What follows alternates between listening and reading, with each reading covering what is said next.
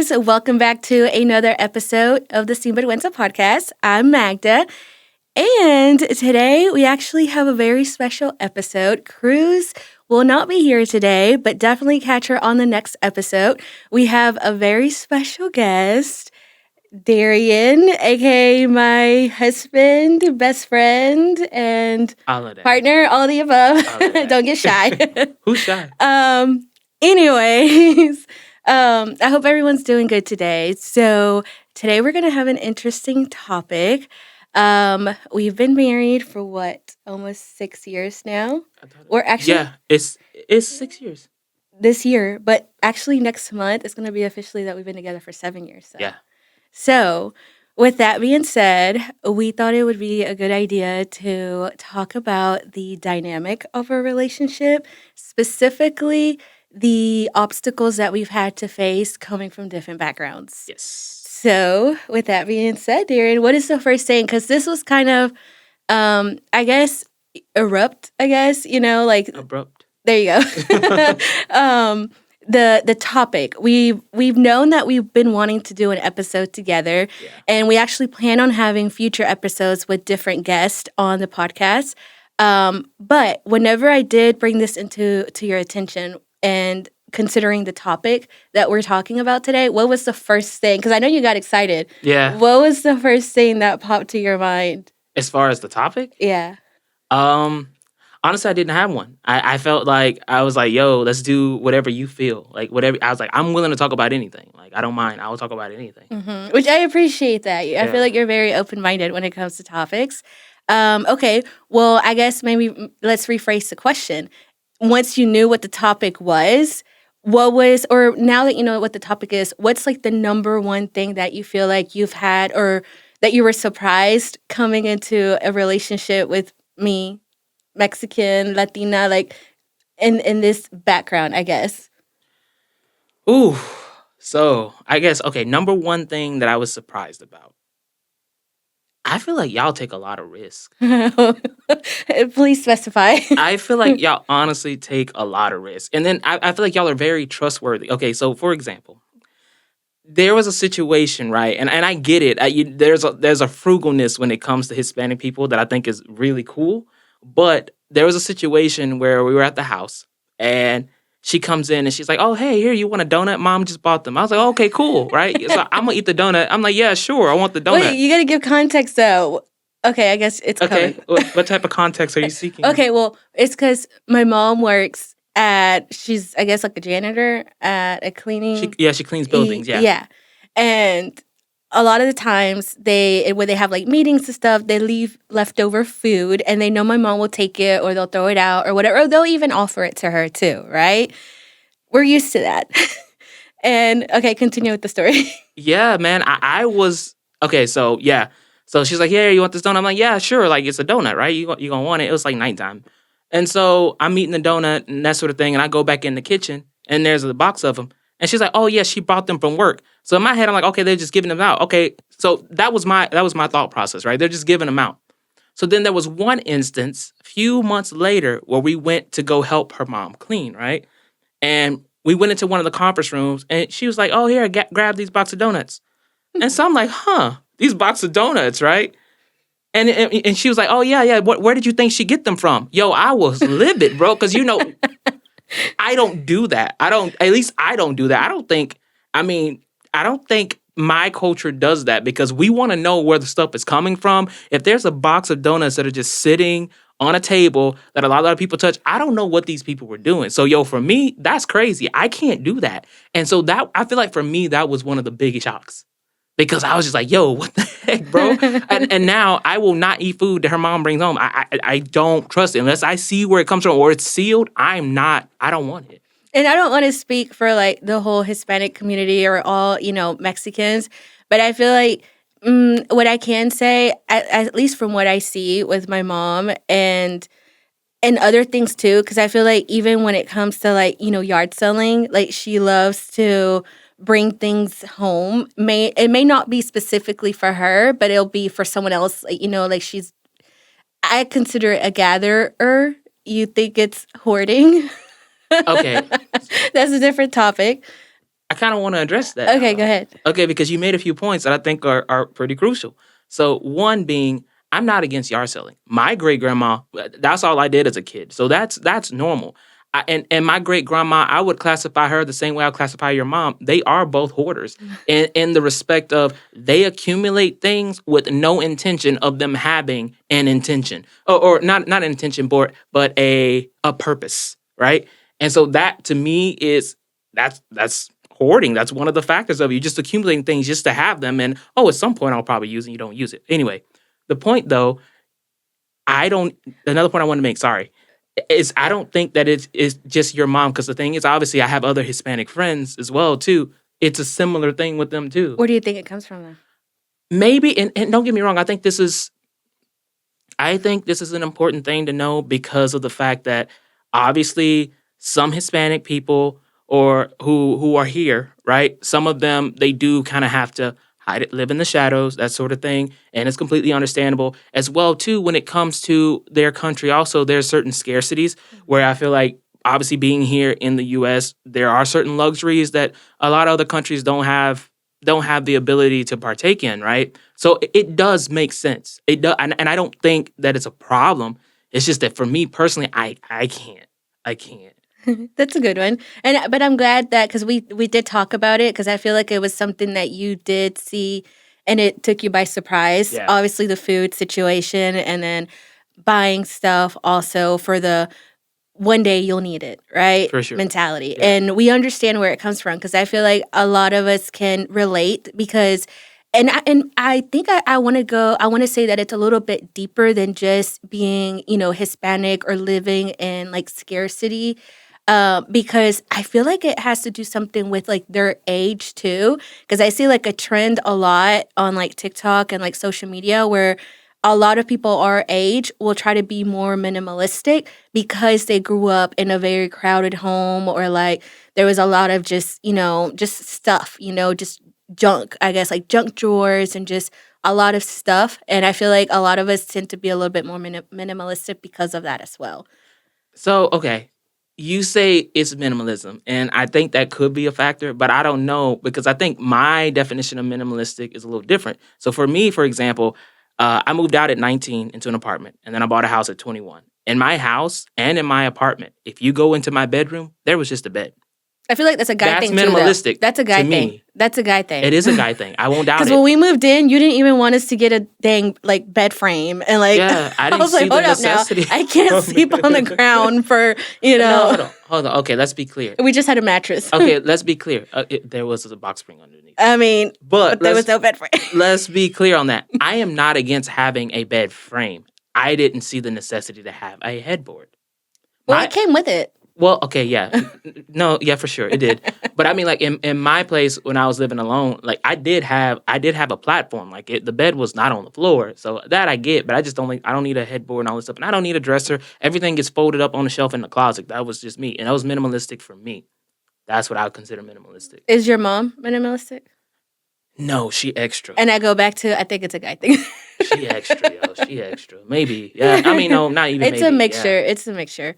But okay, so those are good ones. So we mentioned, the food wise, and I kind of brought up the whole, hoarding and buying an excessive amount of things. What's another one that took you by surprise when you started dating me? Because I mean, I was the first Latina, right? Like real relationship Latina, Yeah, no, absolutely. So what was another thing that took me by surprise? I guess I feel the way that Hispanic moms treat their sons. Ooh, that's a good one. I think that's one. And it's not so much that it took me by surprise with you and your family specifically, because obviously, again, we have other friends. Mm-hmm. I see that as a common factor in those as well.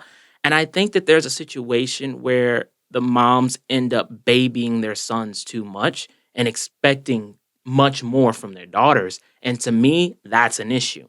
That's an issue for me.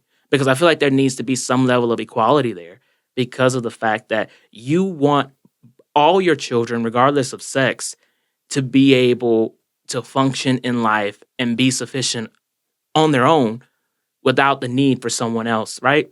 And I think that what I noticed in the Hispanic culture, or one of the surprises for me, was that factor of I'm going to treat my sons different, or I don't have the same level of expectation from them that I have from the daughters.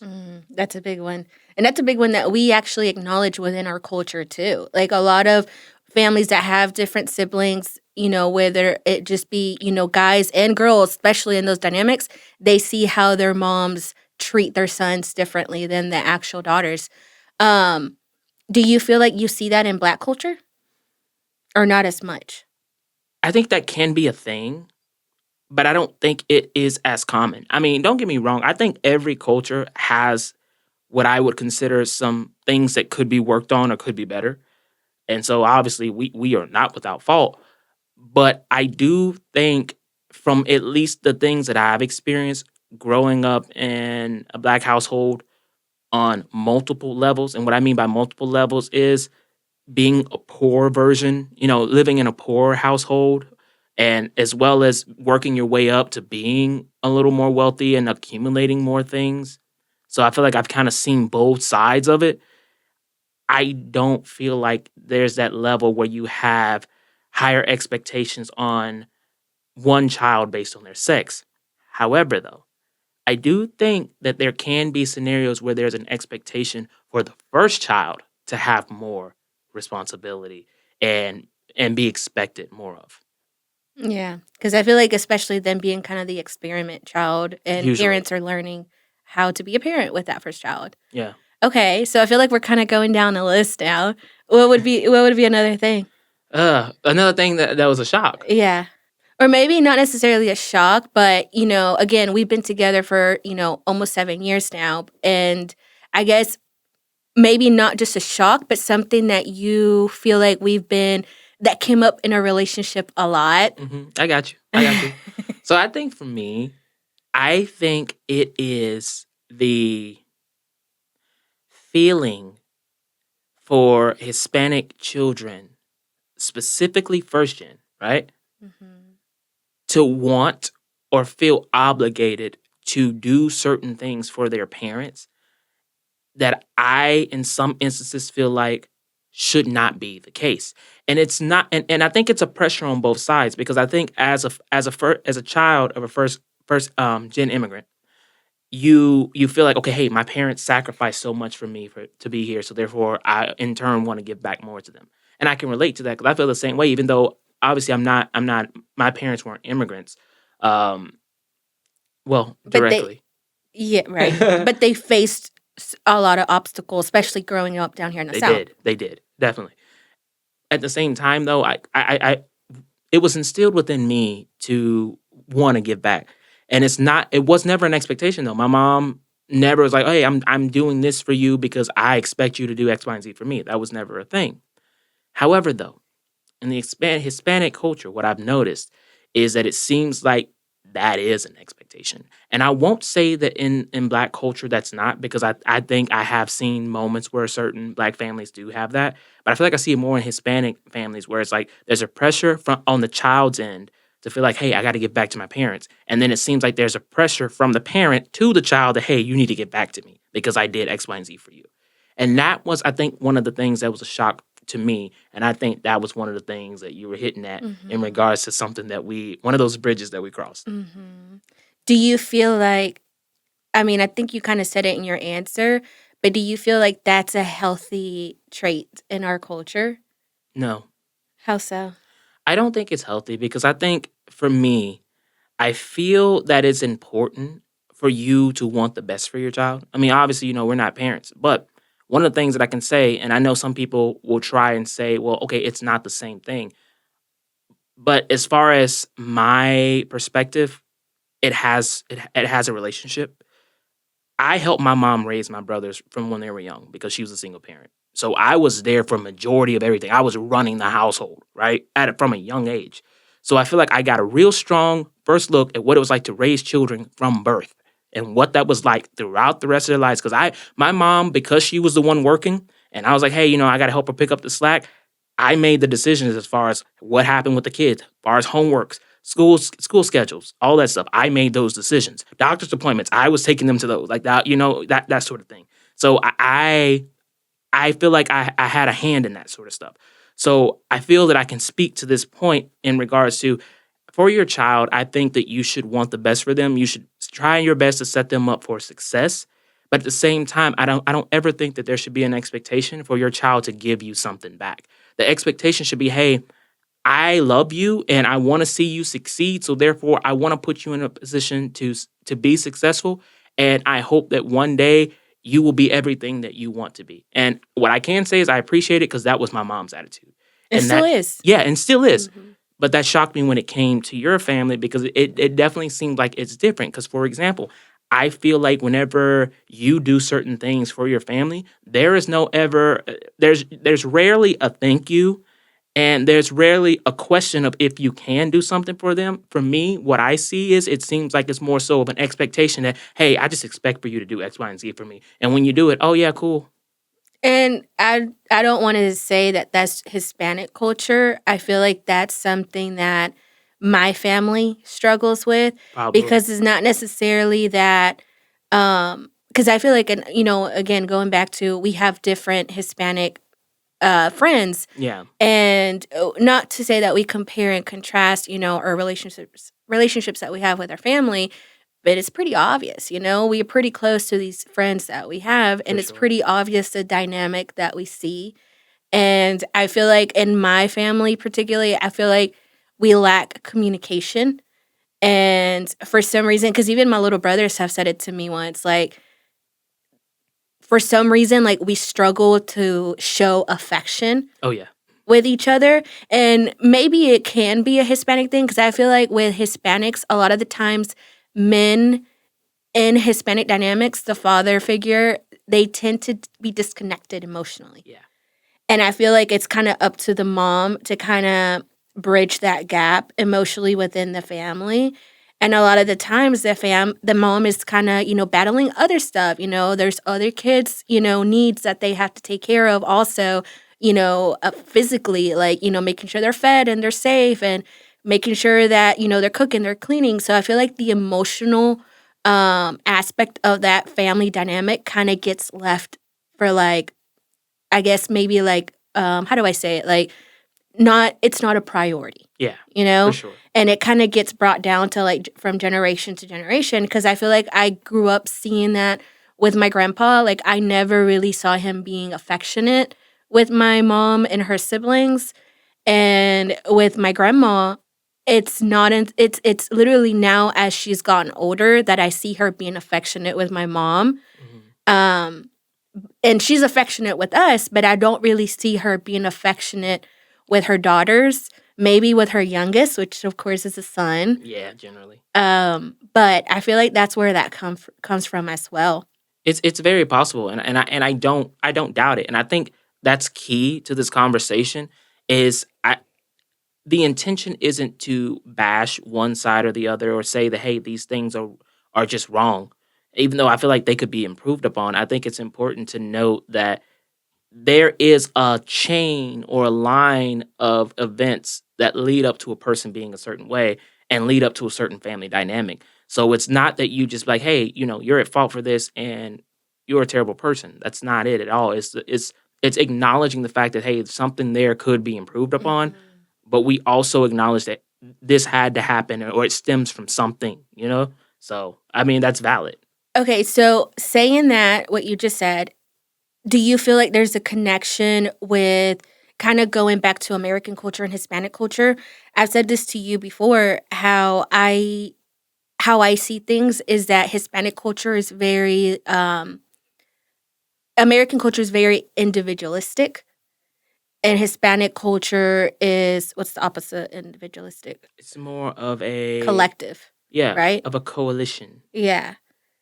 And I feel like we see that. I've said this on the podcast before. I see that when it comes to, we don't really have, like, senior homes in Mexico. Yeah. In America, you do. Like, you see them in pretty much every town. Probably has a senior home in America. And I feel like, well, at least from what I've seen, especially in, like, I guess like TV shows and just, my neighbors growing up down here in the South, like, yeah, like you have your grandparents, but grandparents usually are like retired, they have their own little home. They'll come for holidays and vacations, maybe keep the kids every now and then, for babysitting, date nights. Hispanic culture is not like that. Hispanic culture, you see a lot of like generational homes where like houses are basically equipped to bring in these older relatives, whether it be grandparents or great aunts or uncles, sometimes they work as grandparents too.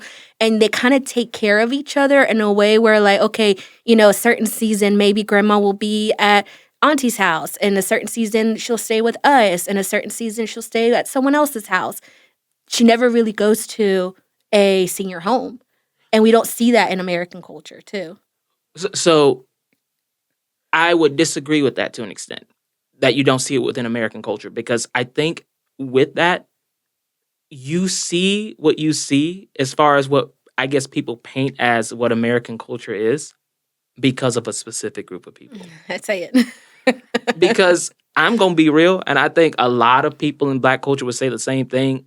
It's rare if you find our grandmas and our great-grandmas in nursing homes. Yeah. We take care of our family too. Yeah. So I think that I see that more in white culture than I do Black culture, honestly. So and don't get me wrong, because I think one of the things that we see is when people who are on the outside of the U.S., when they look into the U.S., when they look and they want a representation on what the U.S. is, they look at the white culture. Yeah, and true. I think that's where they base a lot of their opinions on, because, I mean, yeah. That's true. So with all that being said, though, I feel like you've been kind of asking me questions in regards to the shocks that I've had. What about you? In regards to Black culture and what you've seen so far, what are some things that you feel like are surprising to you? I feel like I really can't say much in this dynamic because you are, I don't know how to say it, but you're not like your typical American Black man. Like, I feel like you're more in sync with your spirituality. And I feel like, if I'm not mistaken, you kind of even struggle with your own family dynamic and kind of breaking certain family chains. So I feel like I really haven't. If anything, it's been more on my end, breaking certain toxic traits that I carry from my generation and my culture, and trying to, have a solid relationship, but I feel like I don't really see that on your end. And I think that is. Am I wrong? Well, I feel like I can't speak for you, obviously, but I think that could be valid. And the reason being is because one of the things that I feel like I see in my culture a lot is, and not all times. Again, I feel like every culture has kind of like those subdivisions of people, like those subdivisions of groups of people, right?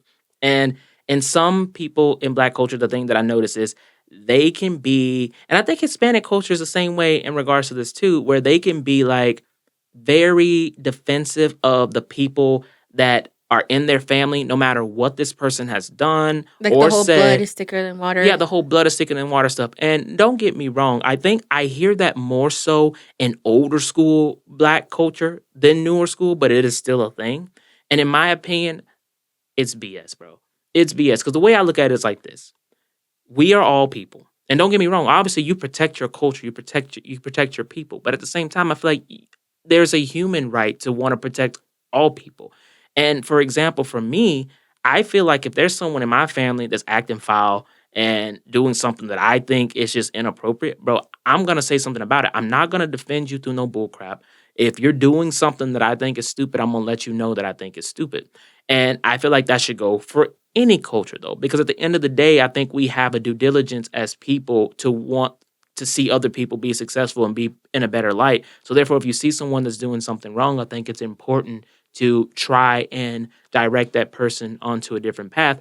But at the same time, I think you kind of have to be in a place where you know when to stop. Because for me, for example, I'm not one of those type of people that's going to keep sitting there trying to beat stuff out of you. I don't like to do that. And that's one of the issues that I notice in Black culture as well. And again, not just Black culture, Hispanic culture too. You guys, I see that on your side too. And I think that that's something that needs to be resolved, because it's like, yo, if I'm trying to get you to see a certain point or a certain perspective, and you're not getting it, yo, I got to keep moving because at the end of the day, the way I look at it, and this is where that whole blood is thicker than water thing, why I think it's BS, because there is someone out there that would love to have that same level of attention that you're giving.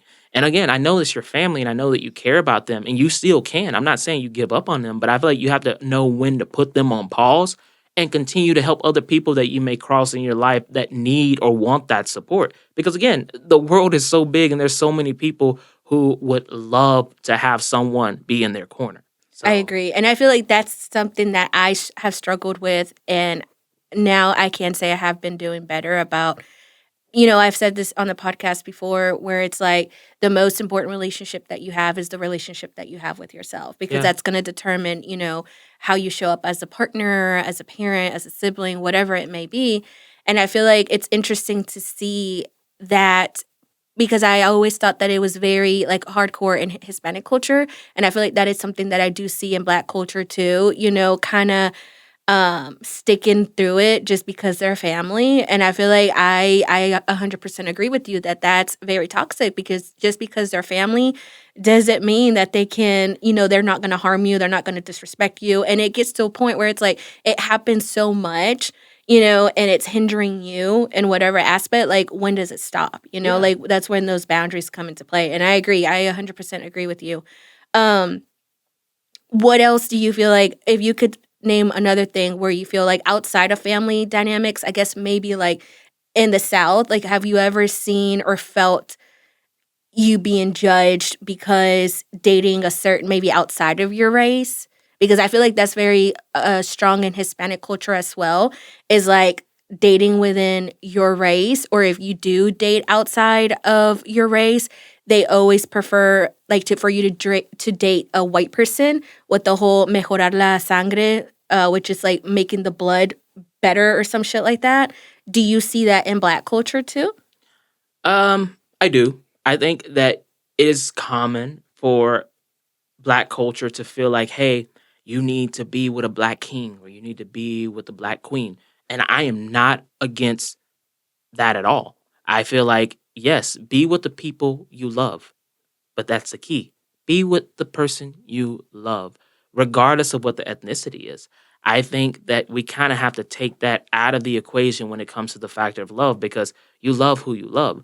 Now, where I kind of see a problem is where you have people who are specifically cherry picking certain ethnic groups because of what I consider psychological conditioning. Mhm. And what I mean by that is, and I think you addressed this in one of the episodes on the podcast before, where Hollywood movies, what you see, what you hear. Yeah. absolutely, because it's like you see these movies and you see people, and again, the good guy is generally someone blonde hair, blue eyed, white dude or white girl, and for some reason people associate that. And again, it makes sense because if you're seeing that consistently, your subconscious is absorbing it. So naturally, you might have some type of pull towards that direction.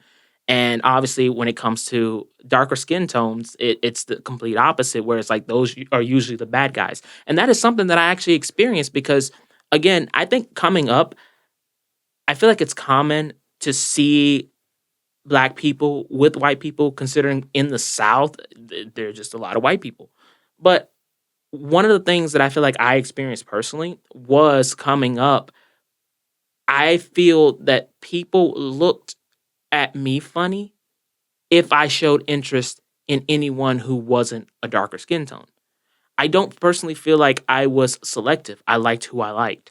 But I feel that there were instances where I could be judged for that. However, though, now being older, people don't want that smoke. So I don't have those problems. And I didn't have those problems after I reached a certain age. But that is a thing here. That is a thing. So I feel like it correlates to what you're saying. What would you recommend to the people that are in a biracial, bicultural relationships? How do you deal with situations? Because you said it, when you were younger, you probably experienced people, judgment or people saying certain things. As an adult, people that are in those type of relationships, what do you recommend how to navigate that? Okay. So I think that this is an interesting question because I've been doing a lot of self reflecting on who I am now versus who I am when I was younger. When I was younger, completely different person. I feel like I'm still that person, but it takes a little more to get me to that level. If you know, you know. But the thing is, I think as of right now, being the person that I am today, I think it's important to know where your lines are. And what I mean by where your lines are is what are your boundaries as far as what a person can say to you in order to upset you about certain things. Because a lot of times, specifically right now, depending on the mood I'm in, like just being legit, I probably don't care. And I'm not going to say something if someone approaches me with that. And to be completely honest with you, I do think that is the absolute best approach. But then again, Black culture, my people, we know how we are, right? So I think that it is very easy for us to fly off the handle. And in some situations, I think that it can be warranted. However, I think we have to understand the long-term implications. I'm not saying to roll over and just be stepped on. No, not at all. I mean, when the time comes, again, if you know, you do what you have to do. But I think for me personally, the mentality that I'm in, I'm just really locked in onto what I'm trying to accomplish in life, and other people don't impact me. And I think it would be helpful for us as a culture to get to that point where we just keep pushing for what it is that we want and what and where we want to be successful in, because I do think that we've had the shorter end of the stick for too long. And I think it's important for us not to be riled up by people who want to get a reaction from us, because we have bigger things that we can do and accomplish. So in those situations, I feel like just keep pushing and just let your success speak for itself. Hmm. And I feel like even on a closer level too, like if people, are making certain comments, negative comments on the person that you're dating just for superficial stuff, whether it be the color of their skin, their sex, Yeah.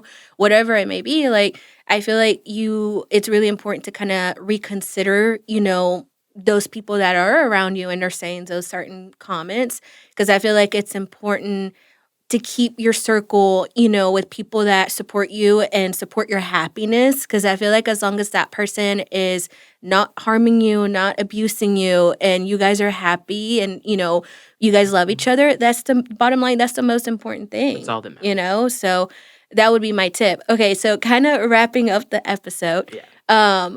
what would be your number one advice for not even just biracial and bicultural relationships, but just relationships in general, because I feel like we have a really good relationship. I Yeah. feel like I I think so consider too.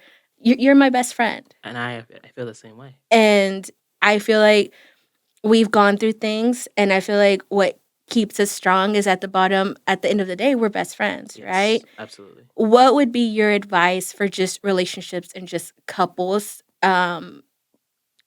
whether they're married or in a relationship, but what would be your advice to them? Your number one. So I think my number one advice would be to communicate. I think that communication, and this is going to sound so cliche because I You know, took mine.